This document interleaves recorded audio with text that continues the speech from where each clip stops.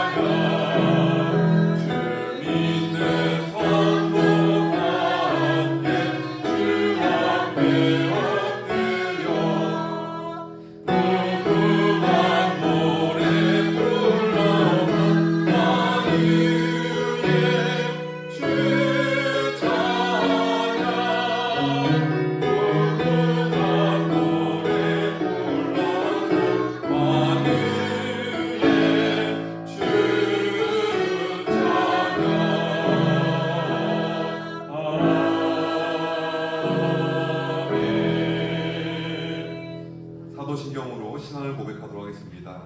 전능하사 천지를 만드신 하나님 아버지를 내가 믿사오며 그 외아들 우리 주 예수 그리스도를 믿사오니 이는 성령으로 잉태하사 동정녀 마리아에게 나시고 본디오 빌라도에게 고난을 받으사 십자가에 못 박혀 죽으시고 장사한 지 사흘 만에 죽은 자 가운데서 다시 살아나시며 하늘에 오르사 전능하신 하나님 우편에 앉아 계시다가 들어서 산자와 죽은 자를 심판하러 오시리라. 성령을 믿사오며 거룩한 공예와 성도가 서로 교통하는 것과 죄를 사하여 주시는 것과 몸이 다시 사는 것과 영원히 사는 것을 믿사옵나이다. 아멘. 찬송가 191장 다 함께 찬송하겠습니다.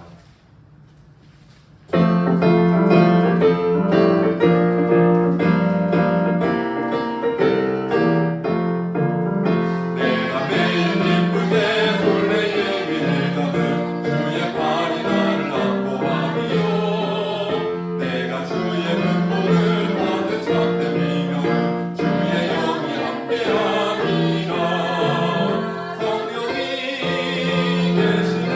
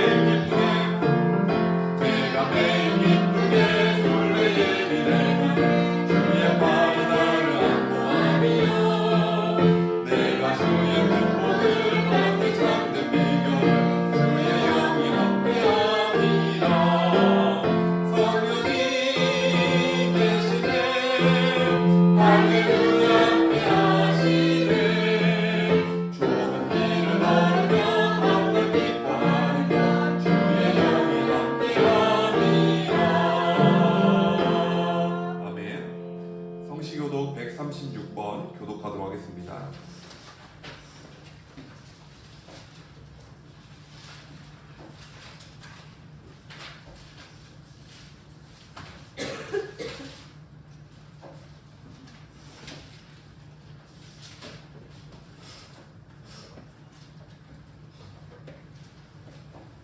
교독문 136번 성령강림절 교독하도록 하겠습니다.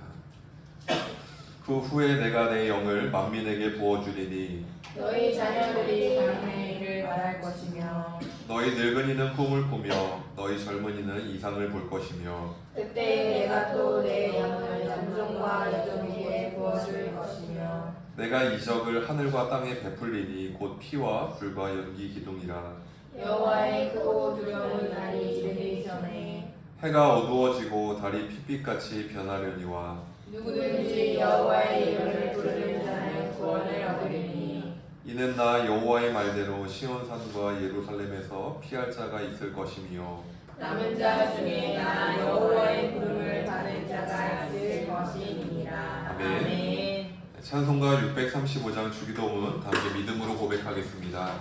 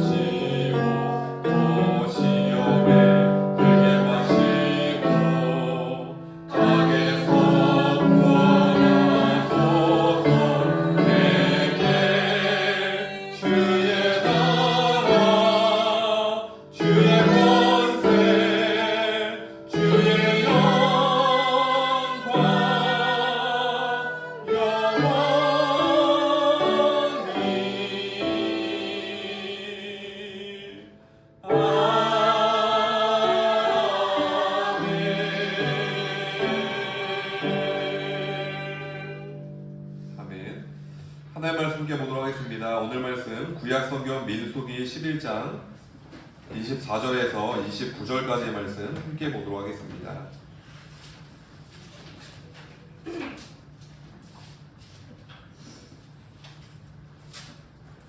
구약성경 민수기서 11장 24절에서 29절까지 말씀입니다.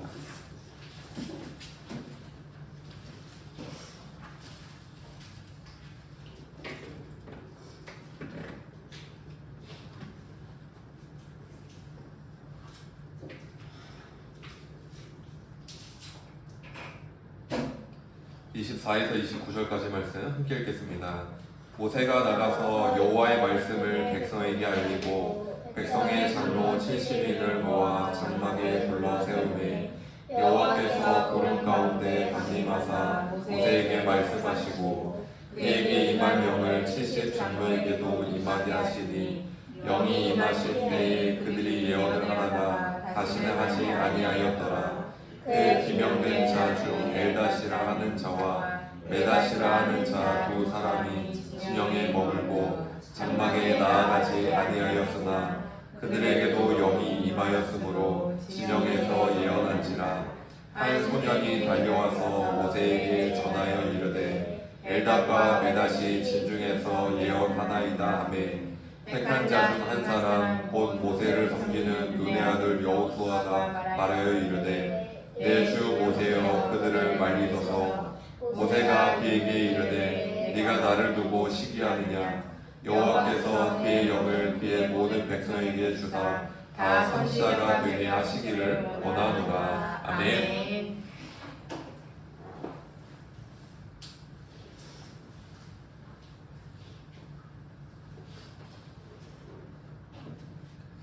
네, 오늘은 그의 영을 모든 백성에게, 그의 영을 모든 백성에게라는 제목으로 성령 강림절 말씀을 함께 나누도록 하겠습니다. 민수기 11장 앞의 말씀을 보면 이스라엘 백성들은 모세에게 불평을 토로합니다.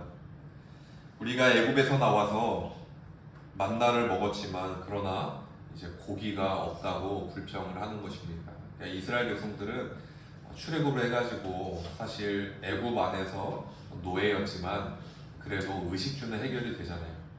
그런데 척박한 광야로 가자마자 처음에는 불평을 합니다. 물이 없다고 불평을 해요. 물이 주어지니까 이제 먹을 게 없다고 불평을 합니다. 그러니까 먹을 게 주어지니까 이제 고기 없냐고 이제 고기를 찾기 시작합니다. 그러니까 이런 식으로 하나가 충족될 때마다 그 다음 단계의 불평으로 나아가는 게 이스라엘 백성들의 이제 패턴입니다. 사실 성경을 보다 보면 그들의 마음이 한편으로 이해가 되기도 합니다.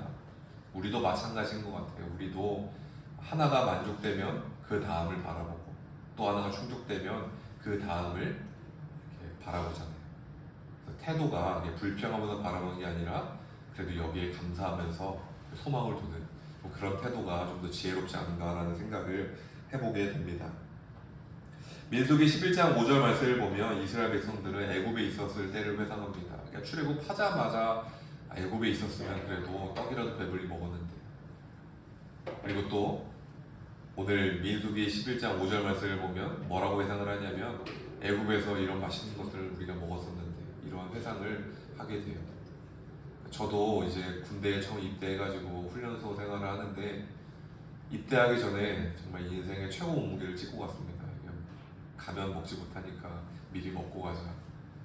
근데 이제 밤에 잠을 들려고 하는데 음식들이 이렇게 딱 이렇게 스쳐 지나가는 거예요. 처음 종교 활동을 갔습니다. 교회에 갔더니 초코파이랑 캔콜라를 주는 거예요. 그게 얼마나 값진지. 사회에서 먹던 그 흔한 초코파이가 정말 너무 맛있다. 근데 이제 거기서 만족이 안 되는 거예요. 초코파이를 먹었더니 이제 몽쉘이 먹고 싶은 거예요.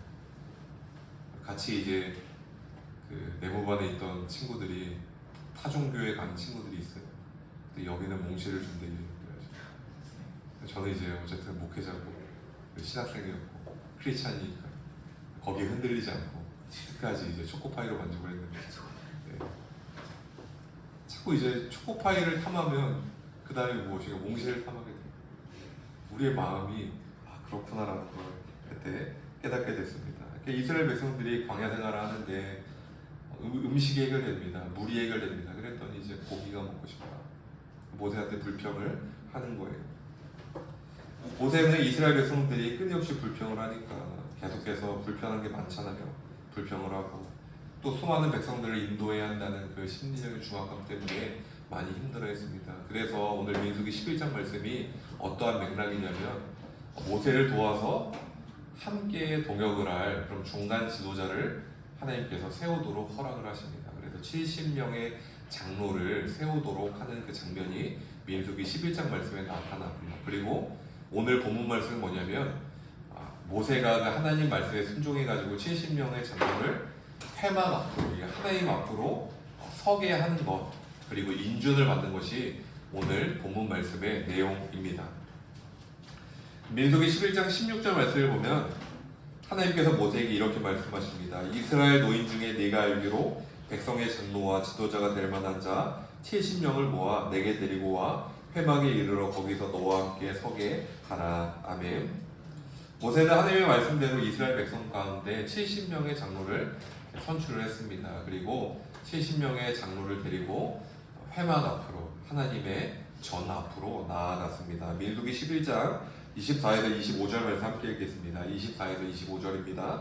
모세가 나가서 여호와의 말씀을 백성에게 알리고 백성의 장로 70인을 모아 장막에 둘러 세우매 여호와께서 구름 가운데 강림하사 모세에게 말씀하시고 그에게 임한 영을 70 장로에게도 임하게 하시니 영이 임하신 때에 그들이 예언을 하다가 다시는 하지 아니하였더라. 아멘.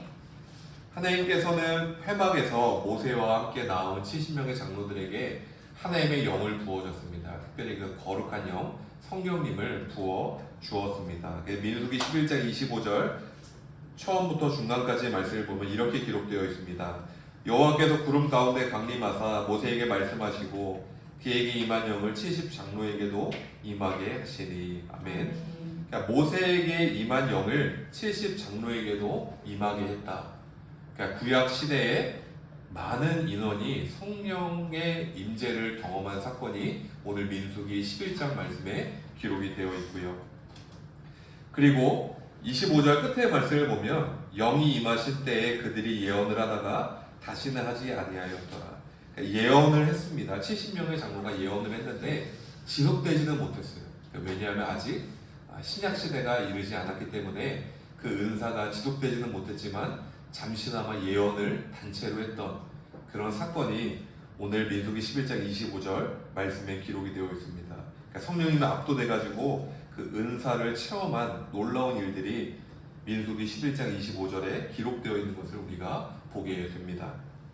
사도행전 2장 말씀을 보면 예수님의 부활 승천 이후에 오순절날 마가의 다락방에서 100명이 넘는 인원이 성령을 체험했습니다. 그리고 그들은 각기 다른 방언으로 그 은사를 체험했고 여러 가지 방언을 하게 되었습니다. 근데 그때 오순절이니까 어떻게 보면 이제 초막절이고 절기잖아요, 유대인들의 절기. 그래서 이곳저곳에 로마 제국 이곳저곳에 흩어져 있던 유대인들이 어떻게 보면 절기이기 때문에 예루살렘으로 모여들었습니다. 그리고 예루살렘 성전 근처에 마가의 다락방, 그 마가의 사랑채가 있었기 때문에 사람들은 그 성령님의 임재와 그리고 방언하는 소리를 듣고 몰려들었습니다. 그러니까 수많은 사람들이 몰려들었는데 신기한 거예요. 왜 이 사람들이 유대인들인데 그리고 이스라엘 예루살렘에 사는 사람들인데 왜 다른 나라 말로 이야기를 하지? 그러니까 그게 초대교회에 일어났던 오순절날 성령 강림절 사건입니다. 그래서 각기 다른 방언을 했던 사건이 사도행전 2장 말씀에 기록이 되어 있습니다. 그러니까 오늘 민수기 말씀은 70명의 장로가 성령님을 체험하고 예언을 했고요. 그리고 사도행전 말씀을 보면 100명이 넘는 그리스도인들이 성령 강림을 체험하고 방언을 했습니다. 이 둘의 차이가 무엇이냐? 그것은 구약과 신약의 차이인데요. 민수기 말씀은 차이가 뭐냐면 지속적이지 못했다라는 거예요. 일시적이었다. 그래서 25절 끝의 말씀을 보면 이렇게 기록이 되어 있습니다. 예언을 하다가 다시는 하지 아니하였더라. 그러니까 이게 일회성 사건이었고 지속되지 못한 사건이었다라는 것을 정확히 기록하고 있습니다. 그런데 사도행전 이 신약 시대에 이르러서 성령 체험하고 나타난 사건이 뭐냐면 그 은사가 지속된다라는 거예요. 그리고 성령 체험이 제한된 사람이 아니라 다수에게 누구에게나 임하게 되는 그런 시대가 도래가 된 거죠. 구약 성경의 특징이 뭐냐면 성령 체험을 하고 지속적으로 성령 체험을 경험한 사람은 소수였습니다. 하나님께 택함 받은 사람, 선지자 몇몇. 그거 외에는 성경에서 성령 체험이 다수에게 지속되었다라고 기록하고 있지 않습니다. 그런데 신약 시대의 가장 큰 특징은 뭐냐면 성령 강림이 다수에게 일어나고 그게 지속되고 있어요. 그래서 마틴 루터의 말을 인용하자면 이제 만인 제사장직을 얻는 그런 놀라운 은혜가 신학적으로 신약 시대에 도래가 된 것입니다. 사도행전 1장 5절 예수님께서 이렇게 말씀하십니다. 요한은 물로 세례를 베풀었으나 너희는 몇 날이 못되어 성령으로 세례를 받으리라 하셨느니라. 아멘. 예수님께서는 십자가 죽음과 부활 이후에 성령의 시대를 예고하셨습니다. 너희가 물로 받는 세례가 아니라 성령으로 받는 세례를 받게 될 것이다. 그래서 모여서 기도하고 기도에 힘쓰고 그리고 그 과정 가운데 오순절 날 첫 열매를 기념하는 그 절기에 하나님께서 성령의 열매, 첫 열매를 수확했습니다. 그리고 처음 교회가 세워졌어요. 처음 열매가 맺혔어요. 교회는. 그러니까 처음 다수의 성령을 체험한 믿음의 사람들이 세워졌고 열매 맺혔고, 그리고 처음 주의 몸된 교회가 열매 맺혔습니다. 참 하나님께서는 우연이 없으시고 오순절날 이 일을 나타내셨다라는 것을 우리가 성경을 통해서 확인하게 됩니다. 그리스도인은 성령님의 역사를 값지게 여겨야 합니다. 성령님의 역사는 그냥 흔한 게 아니라 예수님의 피값으로 주어진 귀한 은혜입니다. 우리가 성령님을 체험할 수 있는 것, 예수님의 피값으로 주어진 은혜라는 것이, 우리가 아무 때나 성령을 체험할 수 있고 성령님이 우리와 동행하니까 가끔씩 그 은혜를 잊을 때가 있습니다. 사람이 그런 것 같아요. 물이 언제나 우리에게 주어지니까 물은 아무 때나 마실 수 있는 거야, 언제나 씻을 수 있는 거야 라고 생각을 합니다. 그런데 얼마 전에 가뭄이 들었잖아요. 그래서 강원도에 물이 없는 것을 보았습니다. 저수지가 마른 것을 보았어요. 그때 우리가 깨달은 게 무엇입니까? 물이 없을 수도 있는 거구나. 물은 소중한 거구나. 그때 물의 소중함을 우리는 기억하게 돼요. 햇빛을 잘 쬐다가 장마철이 되면 햇빛 좀 쬐고 싶다, 마음이 좀 우중충해, 이런 마음을 느낍니다. 햇빛이 없을 때에야 우리는 햇빛의 소중함을 느껴요.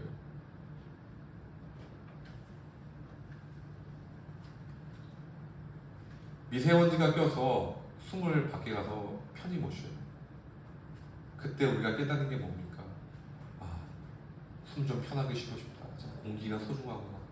맑은 공기가 정말 귀하구나. 그렇게 느낀다라는 거예요. 성령님의 은혜가 언제나 우리에게 주어졌다고, 그리고 아무 때나 주어졌다고, 그것의 귀함을 우리가 잊지 않아야 한다는 것이죠. 아멘. 오늘 민수기서 말씀은 무엇입니까? 70명에게만 성령이 임재했다는 거예요. 근데 그 성령님의 은혜가 지속되지도 못했다는 거예요. 얼마나 귀한 은혜입니까? 성령님의 임재하신 성령님께서 우리를 인도하여 주시고 악한 영으로부터 보호하여 주시고 우리의 삶의 길을 끌고 가주시는 그 성령님의 은혜를 기억하시기를 소망합니다. 더 함께 성도님의 삶의 모든 여정 가운데 성령님의 귀한 은총이 언제나 동행하시기를 주님의 이름으로 축복드립니다. 아멘. 민수기 11장 26절 말씀을 보면 엘닷과 메닷이라는 두 인물이 등장을 합니다. 이들은 회막이 아니라 이스라엘의 진영에서 성령님을 체험했고요. 그리고 진영에서 그들이 예언을 했다라고 성경이 기록을 하고 있습니다. 민수기 11장 26에서 27절 말씀 함께 읽겠습니다. 26에서 27절입니다. 그 기명된 자 중 엘닷이라는 자와 메닷이라는 자 두 사람이 진영에 머물고 장막에 나아가지 아니하였으나 그들에게도 영이 임하였으므로 진영에서 예언한지라. 한 소년이 달려와서 모세에게 전하여 이르되 엘닷과 메닷이 진중에서 예언하나이다. 아멘. 아멘. 그렇다면 70명의 장로 외에 이 두 명 엘닷과 메닷은 누구일까요? 민수기서 11장 26절 앞에 말씀을 보면 하나의 단서만이 기록되어 있습니다. 뭐라고 되어 있냐면 기명된 자라고, 다시 말하면 좀 등록된 자라고만 이 단서가 나와 있습니다. 기명된 자인데 어디에 기명된 자인가라고 우리가 생각을 해보게 됩니다. 근데 명확하게 여기에 대해서 설명을 하고 있지 않기 때문에 우리가 어느 정도 그냥 추론을 해볼 수밖에 없는 것이죠. 좀 구체적으로 한번 생각을 한다면, 가정을 해보면 만약에 모세가 이스라엘의 12지파가 있고 제사장 지파를 제외하면 12지파잖아요. 그러니까 레위 지파를 제외하고 12지파 가운데 장로 후보를 만약에 뽑도록 했다면, 그러면 장로 후보가 5명씩 뽑으면 60명이 됩니다. 총리는. 그러면 70명은 채울 수가 없잖아요. 그럼 모세가 아무래도 장로 후보를 지파별로 12지파니까 6명씩 뽑아라. 그러면 어떻게 됩니까? 72명이 됩니다. 그러면 72명의 후보 가운데 70명은 장로로 선출되고 2명은 장로로 선출되지 못하고 후보에서 탈락했지 않았나라는 생각을 우리가 상식적으로 좀 해볼 수가 있습니다. 그러면 기명된 자라고 했으니까 장로 후보에 기명된 자가 엘다가 메닷이 아니었을까? 그리고 이 2명이 최종 장로에 들어가지는 못했겠다. 그러면 나이로 이 장로 후보에서 밀렸던지 아니면 지파 순으로 하다가 마지막 지파, 베냐민 지파 같은데 이제 그 서열에서 좀 떨어졌나라고 우리가 생각을 해볼 수 있지만 어쨌든 거기서 제외된 2명이 있었을 수도 있겠다는 생각을 해볼 수가 있습니다. 중요한 건 엘다가 메닷은 회막 앞으로 나아가지 못했습니다. 왜냐하면 70명의 장로 안에 들지 못했기 때문이에요. 그런데 하나님께서 이 70명의 장로뿐만이 아니라 이스라엘의 진영에 있는 엘다가 메닷에게도 성령님을 부어주셨어요. 그리고 그들을 예언을 하게 하셨어요. 그들의 예언도 계속 지속되지는 않았겠죠. 장로들처럼. 왜 하나님께서 70명의 장로뿐만이 아니라 엘다가 메닷에게도 성령을 부어주시고 그리고 예언을 하게 하셨을까? 그것은 아마도 하나님께서 이제 제외된 자들이 상심이 클 거 아니에요. 그래서 위로해 주시고 내가 너희들을 사랑한다. 너희도 내가 크게 쓰겠다라는 그러한 하나님의 위로의 메시지가 아닌가라고 우리가 생각해 볼 수가 있습니다. 그래서 모세에게 한 소년이 달려가서 전하죠. 엘다가 메닷이 진중에서 예언하고 있습니다. 이 소식을 모세가 듣게 되었습니다. 처음 제가 신학교에 입학을 하고 대학교 동기들과 신앙 체험에 대한 이야기를 종종 나눌 때가 있었습니다. OT에도 가고 MT에도 가고 동아리 활동도 하고 개별적인 모임들이 여러 가지가 있었습니다.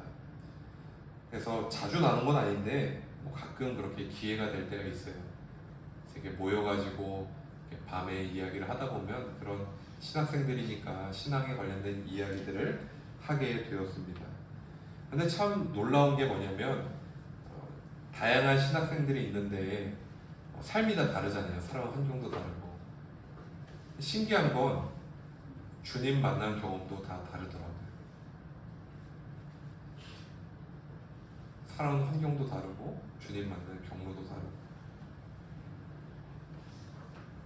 오늘 민수기 말씀을 묵상하면서 깨달은 게 뭐냐면 주님께서 회막 앞에서 부르시는 사람들도 있는데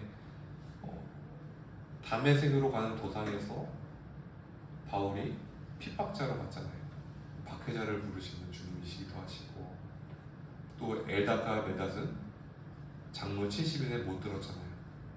제외된 사람이 이스라엘 진영에 있는데도 주님께서 부르시기도 하시고 그것처럼 오늘 성경에 말하는 것처럼 우리가 살아가는 다양한 삶의 환경 가운데 다양한 장소에서 주님께서 부르시고 주님의 종들을 세우시는구나라는 것을 깨닫게 되었습니다. 아멘. 성령님께서는 삶의 여건을 초월하여 일하십니다. 아멘. 또한 장소를 초월하여 일하십니다. 회막 앞으로 나아온 주의 종들을 부르시기도 하시고요. 또한 삶의 자리에 있는 진영에 있는 주의 종들을 부르시기도 하십니다. 그게 주님의 일하심이라는 사실을 제가 성경을 통해서 그리고 삶 가운데 경험하게 되었습니다. 아멘. 그리스도인은 예배의 자리, 이 회막에서도 성령님의 임재를 경험할 수 있습니다. 또한 삶의 자리, 이스라엘의 진영에서도 성령님의 임재를 경험할 수 있다는 사실이에요. 저와 성도님들께서 예배 드리는 자리에서나 살아가는 삶의 터전에서나 성령님께서 임재하시고 그 성령님을 경험하며 살아가시는 놀라운 은혜가 함께 하시기를 주님의 이름으로 간절히 축복드립니다. 아멘. 모세의 후계자 여호수아는 모세를 옆에서 섬겼습니다. 그리고 너무나도 다양한 일들을 경험했습니다. 백성들의 불신을 가까이에서 보았습니다. 백성들의 반역을 보았습니다. 모세가 하나님의 계명을 받으러 하나님의 산에 올라왔습니다. 근데 그때 산에 올라갔다가 내려왔더니 했던 일들이 무엇입니까? 우상 섬기고 있었어요. 금송아지 만들었어요. 끊임없이 원망하고 불평하는 것들을 보았습니다. 여호수아의 입장을 생각해 보면 아무래도 사람이 참 다양한 일들을 겪다 보면 태도가 이렇게 방어적인 태도를 취하게 됩니다. 어떻게 하면 말이 안 나올까? 어떻게 하면 잠잠히 지나갈까? 이런 생각을 하게 되는 것 같아요. 모세도 마찬가지겠죠. 모세도 사실 여러 가지 일들을 직접 겪은 장본인이잖아요. 어떻게 보면 이런 여러 가지 그 노이즈들, 소음들을 발생시키지 않고 지나갈 수 있을까? 그런 것들이 모세에게도 있었을 것입니다. 그래서인지 여호수아는 모세를 좀 이렇게 위하는 마음으로 모세에게 이야기를 합니다. 민수기 11장 28절 말씀 함께 읽겠습니다. 28절입니다.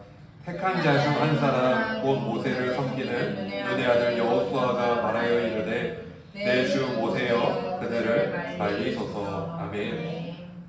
여호수아는 모세에게 말합니다. 엘닷과 메닷을 말리소서.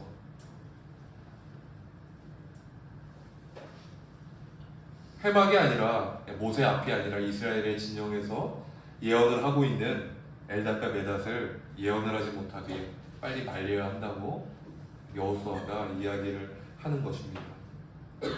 여호수아가 왜 이런 이야기를 했을까요? 그냥 모세를 위하는 마음이. 대표적인 예가 고린도 교회를 예로 들 수가 있어요. 성경인 신약성경 고린도전서를 보면 교회가 여러 가지 시끌시끌한 문제가 발생이 돼요. 분열이 일어납니다. 왜냐하면 고린도 교회 안에 여러 가지 그 신앙의 경로를 가진 사람들이 섞여 있었습니다. 나는 개바파다, 베드로파다. 나는 베드로로부터 신앙생활을 배웠다 라고 주장하는 사람들이 있었어요. 그러니까 한쪽에서는 나는 바울파다. 나는 바울한테 신앙을 배웠다. 난 바울 때문에 예수님 믿었다. 또 주장을 해요. 한쪽에서는 나는 아볼로파다. 아볼로한테 내가 구약성경 배웠다. 그러면 이제 그 외에 무소속도 있을 거 아니에요. 나는 무소속이다. 나는 그리스도파다. 이렇게 주장을 하는 이들도 있어요. 나는 예수님 직접 만났다. 그런 식으로 주장하는 이들도 있었습니다. 여러 가지 분열이 나타나는 거예요. 여호수아가 걱정했던 건 뭐냐면 모세와 상관없이 하나님 체험했고, 그리고 회막이 아니라 진영에서 체험했으니까 나중에 나는 모세랑 상관없이 내가 신앙생활 잘해가지고 내가 믿음 좋아서 나는 하나님 직접 만난 사람이야. 나는 하나님파야.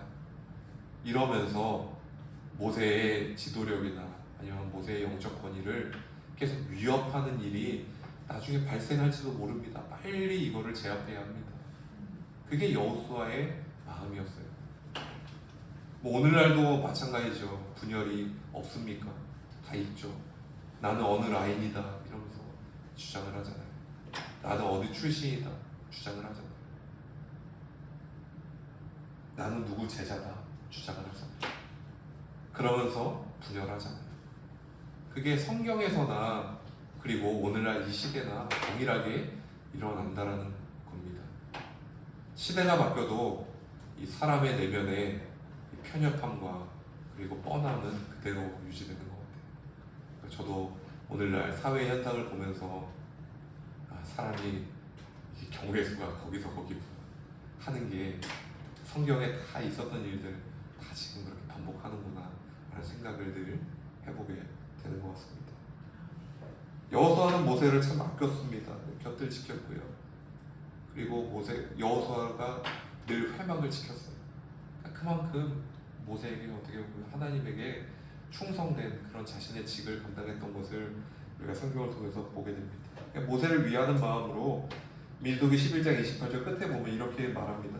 내 주 모세여 그들을 말리소서. 나중에 어떤 일이 발생될지 모릅니다.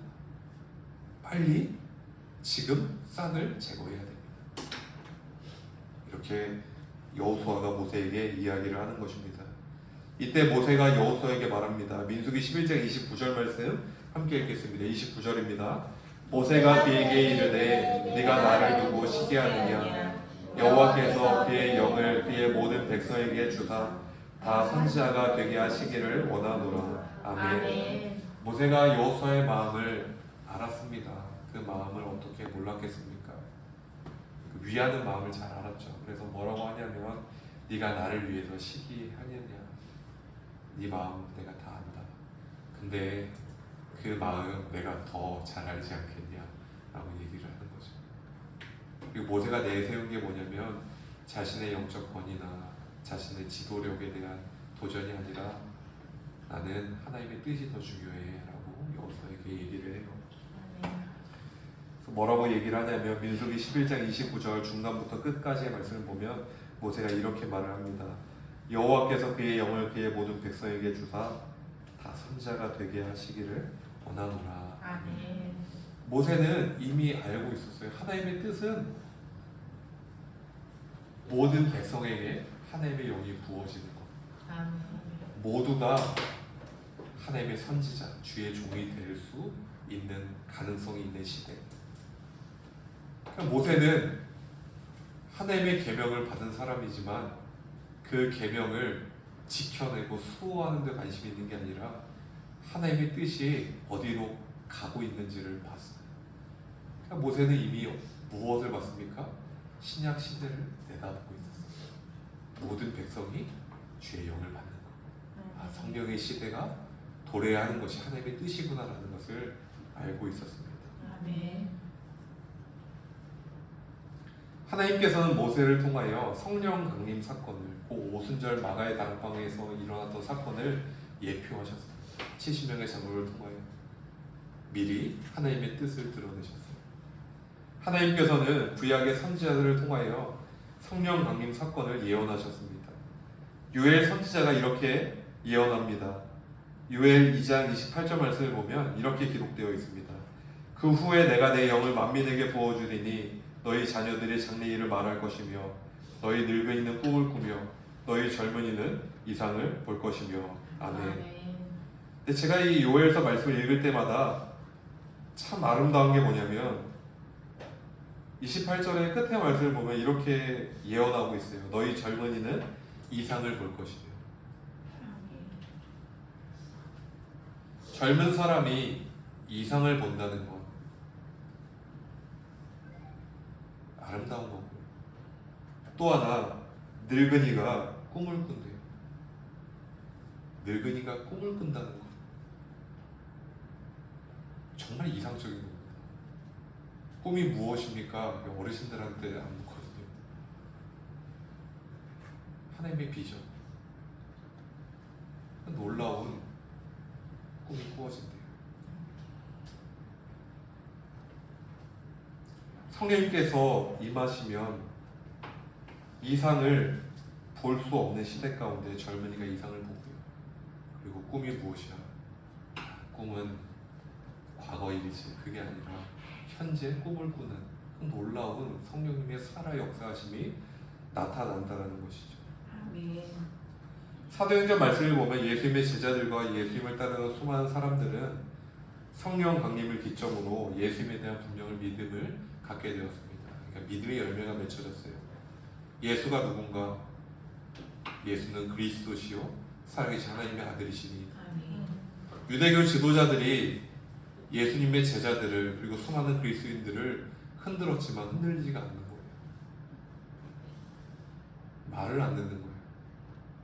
왜 그렇습니까? 이상을 바라보고 꿈을 꾸고 하니까 흔들릴 수가 없는 거예요. 성령 강림을 기점으로 주님의 몸된 교회가, 공동체가 세워졌습니다. 이것은 다른 말로 믿음의 백성들이 세워졌습니다. 그 놀라운 성령의 역사가 임재했던 것입니다. 간절히 소망하기는 오늘 이 예배의 자리에 더 함께 성도님들의 심령 위에 성령님께서 충만하게 임재하시기를 소망합니다. 아멘. 성령님께서 택한 주의 백성으로, 성령님께서 역사하는 능력의 백성으로 아멘. 이 시대 가운데 성령님과 늘 동행하며 살아가시기를 주님의 이름으로 간절히 축복드립니다. 아멘. 기도하겠습니다.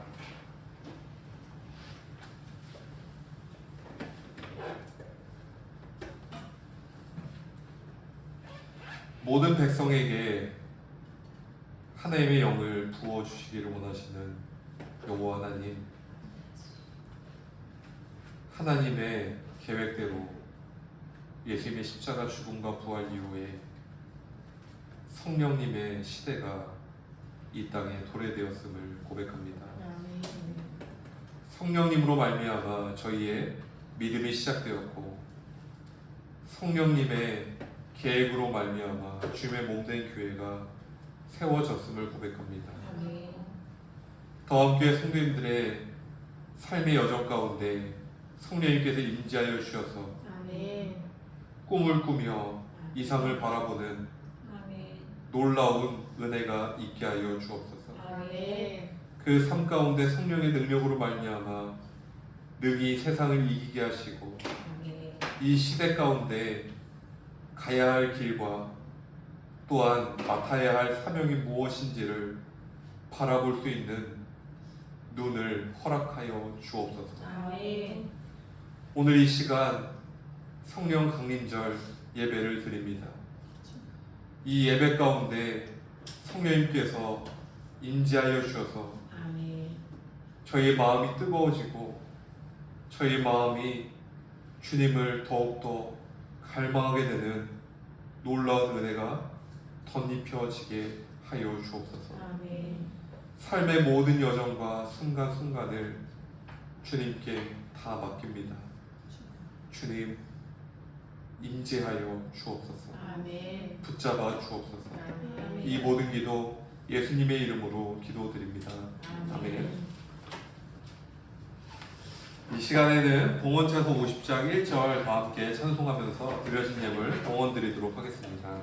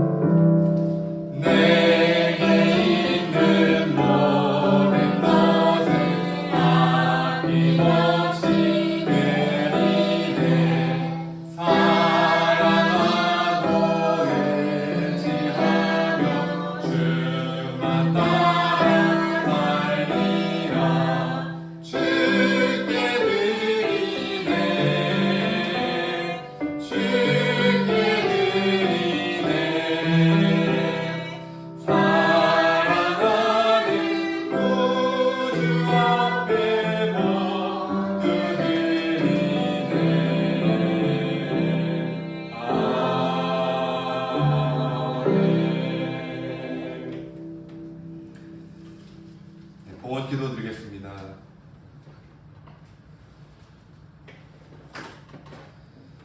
은혜가 충만하신 여호와 하나님, 이 시간 성령 강림절을 맞이하여서 더함교회에 대한 여러 가지 기도의 제목과 소원을 가지고 귀한 예물을 올려드립니다. 예물 속에 담겨져 있는 주를 향한 믿음의 고백들과 또한 여러 가지 삶의 형편들을 주님 기억하여 주시고, 성령님께서 눈동자같이 지켜주시고 걸음걸음을 동행하여 주시며 더함교회 성도님들이 가는 길이 곧 성령님께서 걸어가는 길이 되게 하여 주옵소서. 저희의 삶이 어떠한 상황에 있더라도 언제나 주님 안에 거하고 성령님으로 말미암아 새 소망과 새 비전을 품고 살아가게 됨을 고백합니다. 주님, 이 시간 저희의 모든 믿음과 저희의 정성을 주님 홀로 받아 주옵소서. 이 예물이 쓰이는 곳마다 성령님의 놀라운 역사가 나타나게 하시고 더함교회를 오고 가는 모든 심령들이 성령님으로 말미암아 영적 권세를 얻고 놀라운 복을 누리는 성령님의 역사가 나타나게 하여 주옵소서. 이 시간 이 예배 가운데 함께하여 주시는 성령님을 찬양합니다. 주님 모든 찬양과 영광을 받아 주옵소서. 아멘. 이 모든 기도 예수님의 이름으로 간절히 기도드립니다. 아멘. 이 시간 도합교회 소식을 잠시 안내해 드리도록 하겠습니다. 오늘 성령 강림절 예배에 참석하신 성도님들을 주님의 이름으로 환영합니다. 아멘. 이번 주 주중 예배, 수요 찬양 예배와 새벽 기도회가 목요일부터 금요일까지 진행됩니다. 함께 참석하셔서 주님의 은혜를 누리시기를 소망합니다.